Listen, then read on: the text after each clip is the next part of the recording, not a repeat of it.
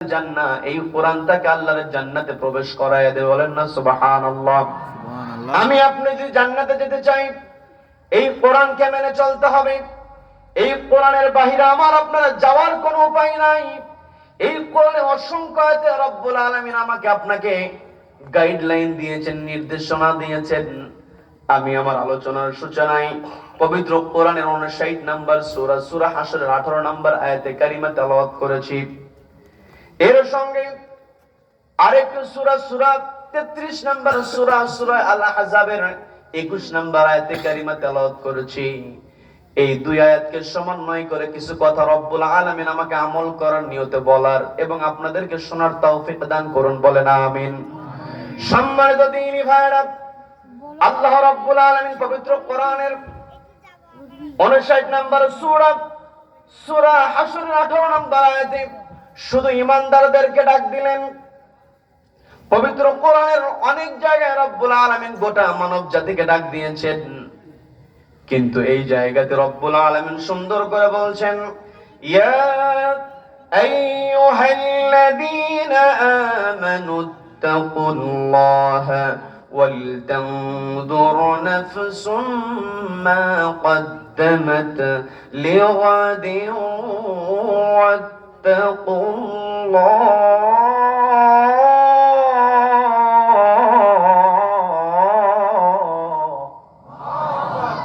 আল্লাহ রাব্বুল আলামিন বলছেন, ইয়া আইয়ুহাল্লাযীনা আমানু, ওহে যারা ঈমান আনয়ন করেছো, ইত্তাকুল্লাহ, ভয় করো। কাকে? সবাইকে বলতে ভয় করতে হবে কাকে? আল্লাহকে ভয় করতে হবে। আল্লাহ ঈমানদারদেরকে ডাক দিয়ে বলেন, ইয়া আইয়ুহাল্লাযীনা আমানু, ও ইউ হু হ্যাভ বিলিভড, তোমাদের মধ্যে যারা বিশ্বাস স্থাপন করেছো, ইত্তাকুল্লাহ, আল্লাহর উপরে তোমাদের ভরসা রাখতে হবে, আল্লাহকে তোমাদের ভয় করতে হবে। এরপরে রব্বুল আলামিন যেই কথা বললেন, ওয়াল তানজুর নাফসুম মা কদ্দামাত লিগাদ, খুবই গুরুত্বপূর্ণ কথা। ওয়াল তানজুর, আল্লাহ বললেন তোমাদেরকে নজর করা উচিত, তোমাদের চিন্তা করা উচিত। ওয়াল তানজুর নাফসুন, প্রত্যেকটা নফসের চিন্তা করা উচিত। মা কদ্দামাত লিগাদ, আগামী দিনের জন্য সে কি পাঠিয়ে দিচ্ছে। অর্থাৎ আমি আপনি এই পৃথিবীতে এসেছি, এই পৃথিবীতে আমরা কেউ থাকার জন্য আসি নাই। এই পৃথিবীতে আমরা কেউ থাকবো না। এই পৃথিবী ছেড়ে আমাকে আপনাকে চলে যেতে হবে, এতে কোনো সন্দেহ আছে নাকি? আমার কথা বুঝতে কষ্ট হচ্ছে আপনাদের? এই পৃথিবী ছেড়ে আমাকে আপনাকে চলে যেতে হবে। এই পৃথিবী ছেড়ে চলে যাওয়ার পরে চূড়ান্ত জায়গা যখন আমরা প্রবেশ করব, এই পৃথিবীর শুরু আছে আবার শেষ আছে, কিন্তু আখিরাতের জিন্দেগির শুরু আছে কিন্তু শেষ নাই। কি কথা বলেন? আল্লাহ সেই কথা বললেন, ওয়াল তানজুর নাফসুম মা কদ্দামাত লিগাদ, প্রত্যেকটা নফসের চিন্তা করা উচিত, ভাবনা করা উচিত। মা কদ্দামাত লিগাদ, আগামী দিনের জন্য সে কি পাঠিয়ে দিচ্ছে, কি জমা করছে। এরপরে রব্বুল আলামিন আবারও বললেন, ওয়াত্তাকুল্লাহ, ভয় করো কাকে? শুরুতে আল্লাহ বলেছেন ওয়াত্তাকুল্লাহ, আবার আমাকে আপনাকে ভবিষ্যৎ নিয়ে চিন্তা করার কথা বলার পরে আল্লাহ রাব্বুল আলামিন আবারও বললেন ওয়াত্তাকুল্লাহ, আল্লাহকে ভয় করো। এই পৃথিবীতে যারা আল্লাহকে ভয় করে, পৃথিবীর কোন জালিম তাদেরকে থামাতে পারে না। কথা বলেন ঠিক কিনা? এই পৃথিবীতে যাদের অন্তরে আল্লাহর ভয় আছে, তাদেরকে কেউ কখনো থামিয়ে রাখতে পারে না। আল্লাহ রাব্বুল আলামিন এই পৃথিবীতে আমাদেরকে পাঠিয়েছেন, আমাদেরকে কোরআন দিয়েছেন। এই কোরআনকে সামনে রেখে যখন আমি আপনি চলবো, এই কোরআন যখন আমার আপনার সিনার মধ্যে থাকবে, এই কোরআনের বিধান যখন আমার আপনার জিহনের মধ্যে থাকবে, এই কোরআন মানতে গিয়ে যত বিপদ আমার সামনে আসুক না কেন, এই কোরআন মানতে গিয়ে আপনার সামনে যত বড় বিপদ আসুক না কেন, আপনি যদি সত্যিকারে আল্লাহকে ভয় করে কোরআনকে সামনে রেখে চলতে পারেন, পৃথিবীর কোন শক্তি আপনাকে কখনো পরাস্ত করতে পারবে না। কথা বলেন ঠিক কিনা? এই কোরআনকে যদি আমি মানতে চাই, আল্লাহ বলেন ওয়াল তানজুর নাফসুম মা কদ্দামাত লিগাদ, তোমাদের নজর করা উচিত আগামী দিনের জন্য তোমরা কি জমা করছো। এই আগামী দিনের জন্য আমরা কি জমা করছি, জমাটা যদি আমাদের পক্ষে আনতে চাই, আমি বলেছিলাম প্রকৃত সফলতা হলো জাহান্নাম থেকে নিজেকে বাঁচিয়ে জান্নাতে প্রবেশ করা। কি কথা বলেন? জান্নাতে প্রবেশের যোগ্যতা যদি আমরা অর্জন করতে চাই, আমি আরেকটা আয়াতে কারিমা তেলাওয়াত করেছি, সূরা আহজাবের 21 নম্বর আয়াতে কারিমা, খুবই পরিচিত আয়াত। আমি যখন আয়াতে কারিমা তেলাওয়াত করব, আপনারা যদি আমার সঙ্গে ঠোঁটটা মিলিয়ে পড়ার চেষ্টা করেন, আমলনামায় সওয়াব দেবেন কে? আমলনামায় সওয়াব যুক্ত হোক, এটা আমরা চাই কি চাই না? রব্বুল আলামিন সুন্দর করে বলছেন, لقد كان لكم في رسول الله أسوة حسنة لمن كان يرجو الله واليوم الآخر وذكر الله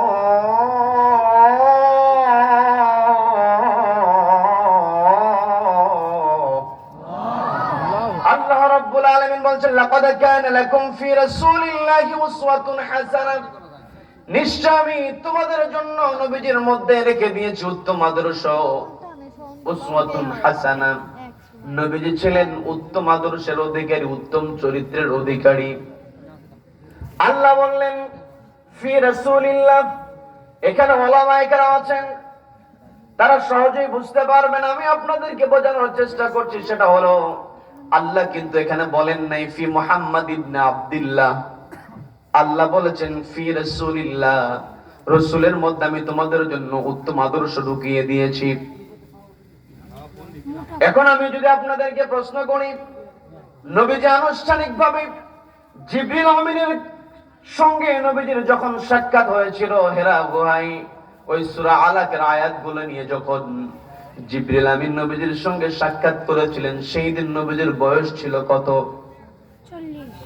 একজন মানুষ কত বয়স ছিল বলেন? 40 বছর বয়স। এখন আমি যদি আপনাদেরকে আরেকটা প্রশ্ন করি, নবীজি তার প্রতিবেশীদের কাছ থেকে একটা উপাধি পেয়েছিলেন। নবীজির একটা উপাধি ছিল আল আমিন। নবীজি আল আমিন উপাধি পেয়েছিলেন 40 বছর বয়সের আগে না পরে? সবাইকে বলতে হবে আগে না পরে? নবীজি তার উপাধি পেয়েছেন আল আমিন ফি রাসূলিল্লাহ। আল্লাহ বললেন লাকাদ কানা লাকুম ফি রাসূলিল্লাহি উসওয়াতুন হাসানাহ, নিশ্চয় আমি রাসূলের মধ্যে তোমাদের জন্য উত্তম আদর্শ রেখে দিয়েছি। নবীজি রাসূল হয়েছেন 40 বছর বয়সে, আর আল আমিন উপাধি পেয়েছেন তার পূর্বে। বলেন না সুবহানাল্লাহ। তার মানে আমি আপনি যদি আপনার আখিরাতকে সাজাতে চাই, গোছাতে চাই, তাহলে নবীজির আদর্শের বাহিরে অন্য কোন আদর্শ গ্রহণ করতে পারবো নাকি?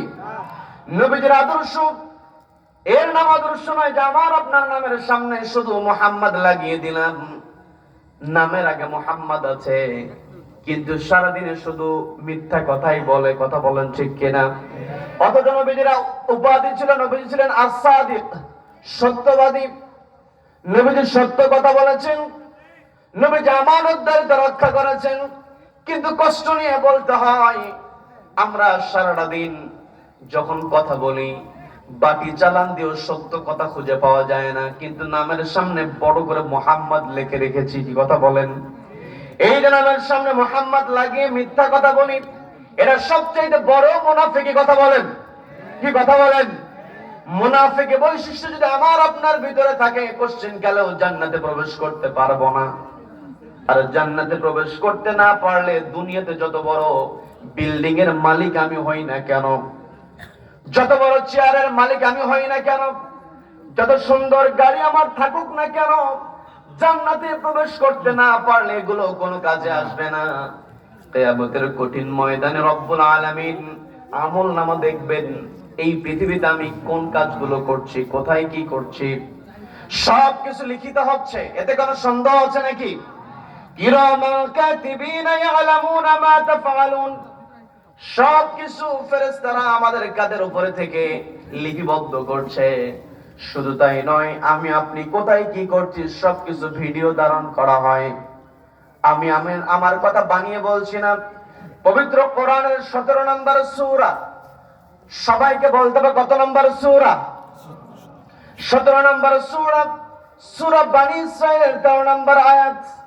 রব্বুল আলামিন সুন্দর করে বলছেন, ওয়া কুল্লু ইনসানিন আলজামনাহু ألزمناه طائره في عنقه ونخرج له يوم القيامة كتابا يلقاه منشورا বলেন আল্লাহু আকবার আল্লাহ রাব্বুল আলামিন স্পষ্ট করে দিলেন وكل إنسان ألزمناه طائره في عنقه وكل إنسان প্রত্যেকটা মানুষের ক্ষেত্রে আলজামনাহু আমি সেট করে দিয়েছি তাইরাহু তার আমলনামা ফি উনুকিহি তার কাদের উপরে অনুখরিজু লাহু ইয়াউমাল কিয়ামা কিয়ামতের ময়দানে এই আমলনামাটাকে আমি খারিজ করব বের করব নুখরিজের যে খুরুজুন থেকে যারা জমি জমার কাগজপত্র বোঝেন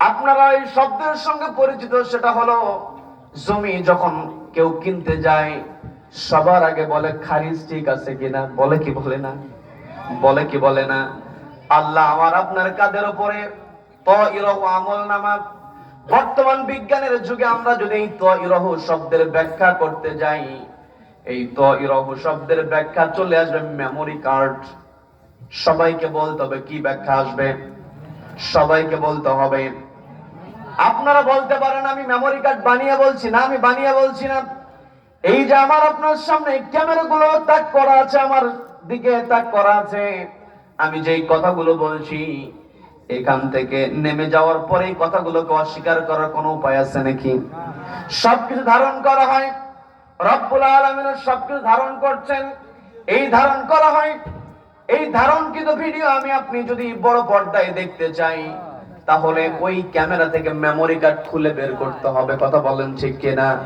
কিয়ামতের কঠিন ময়দানে আমি আপনি কোথায় কি করেছি কোথায় অন্যায় করেছি কোথায় ফাঁসানোর জন্য ভালো মানুষকে বিপদে ফেলার জন্য কোথায় ষড়যন্ত্র করেছি পৃথিবীর কেউ না দেখলে একজন রেকর্ড করছেন তিনি কে সবাইকে বলতে হবে তিনি কে সম্মানিত বন্ধুগণ